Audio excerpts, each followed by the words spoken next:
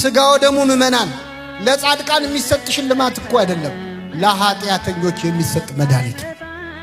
የበለጠ የሚያስፈልገው ለኛ ለቁስለኞቹ ነው። በጣም ለቆሰለው ነው በጣም መድኃኒት የሚያስፈልገው።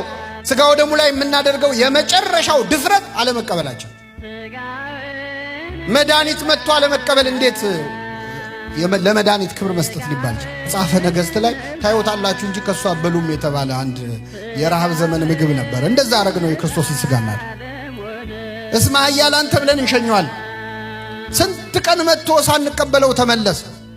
ሰርግ ደግሳችሁ እስቲ እዚህ ከተማ ሰርግ ደግሳችሁ የከተማውን ሰው ሁሉ ጠርታችሁ ሰው ሁሉ ነጭ ለብሶ መጥቶ እየሰማችሁ ነው።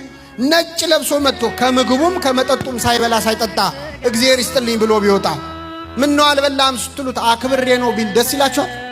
አይደለም። ቅዳሴ እኮ ሰርግ ነው። ሙሽራው ክርስቶስ ነው፣ ሙሽራይቱ ቤተክርስቲያን ናት። ምግቡ መጠጡ ስጋው ደሙ ነው። የክርስቶስ ክብሩ ስጋው ደሙን መቀበላችን ነው።